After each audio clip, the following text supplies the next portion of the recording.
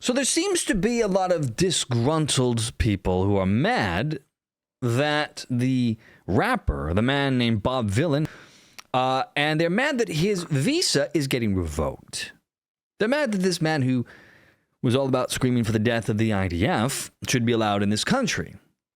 Now, you could agree with his opinion. However, it goes against our policies in the U.S. It goes against our allies. Why would we want to coddle that behavior in the U.S.? And the bottom line is we don't, and we don't have to. That's the beauty of the visa program. He can go and hate Jews wherever he comes from. He doesn't have to hate Jews here, is the bottom line. Now, over the weekend, British punk rap duo Bob Vylan performed at Glastonbury, where they urged the crowd to chant, "Free Palestine" and "Death, death to the IDF," which is, again, the Israeli Defense Forces. And, of course, that caused massive controversy amid Glastonbury organizers. Now, the U.S. Department of the State is taking action, and they have now, against the band revoking their U.S. visa. The duo was set to begin a tour in the U.S. this fall, and now that's not going to happen.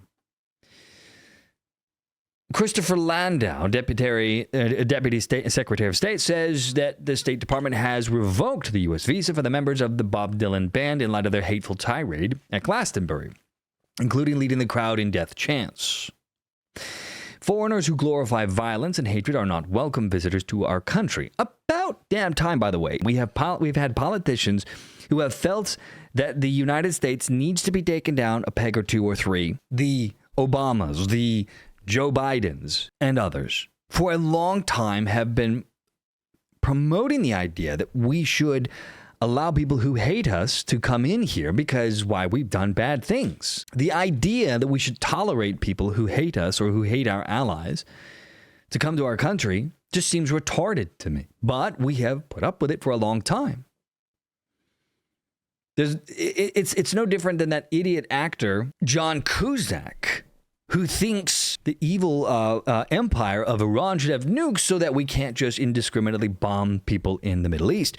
Of course, he's a idiot because the only thing that keeps that region from spiraling into endless conflict, which will eventually make its way into Europe and potentially eventually here, is the fact that we can go in there and smack the shit out of all these pissant little nations. It is in America's best interest to not allow these rogue little states to have weapons of mass destruction, because inevitably it would be used against us, against you and I, against the citizens of the United States. But this idiot is so retarded that he actually says Iran will surely rush to get a nuclear weapon, and they should get one. It's the only way to deter U.S. and Israel from bombing every country in the Middle East. He and people like him are obsessed with the idea that the United States must be the bad guy. And don't get me wrong, the United States has done bad things, as has every country on the face of the earth. Nobody's perfect, but when it comes to nuclear bombs, the last thing you want to do is have some radical Islam who screams, "Death to America, death to America," to get access to this. But this guy sees Iran as equivalent to the United States. They see evil empires as equivalent to us. Anyway, back to this Bob Vylan, who said in a post via Instagram, saying, "I said what I said." And he wrote that he had been inundated with messages of both support and hatred. And he added that he was inspired by his daughter responding to a survey on school meals, and that listening to her voice her opinion reminded him that we may not be doomed after all. Teaching our children to speak up for the change they want and need is the only way that we make this world a better place, by saying death to Jews, who are essentially defending themselves from constant terror attacks and have been for the last 25, 30 years.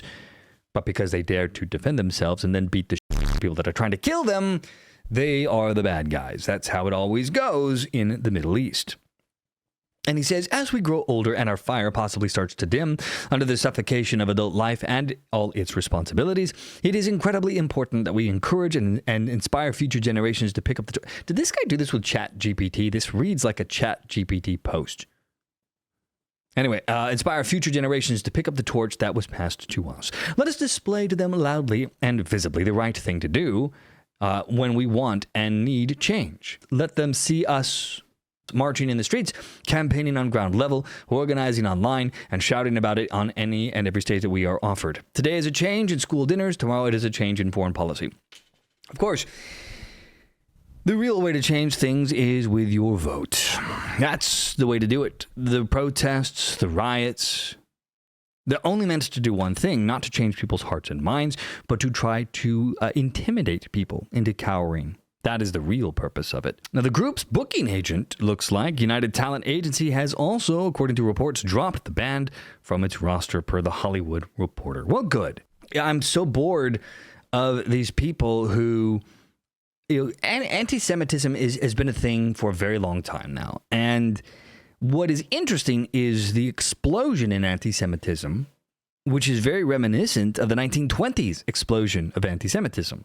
Somehow the Jews are responsible for everything, everywhere. They're all at once. They're everywhere. They are the boogeyman because they dare have their homeland of Israel. And you could argue whether it was right that they were given it in the first place, but that was a long, long time ago. And now you have multiple generations who were born and raised there. It's their home now. At some point, you have to move on. They're not going anywhere. And if people like Hamas, the retards in Palestine, would just stop trying to kill Israel with their suicide bombers, their rocket attacks, their mass murders, things would be okay for them. They wouldn't be getting destroyed, getting their asses handed to them right now.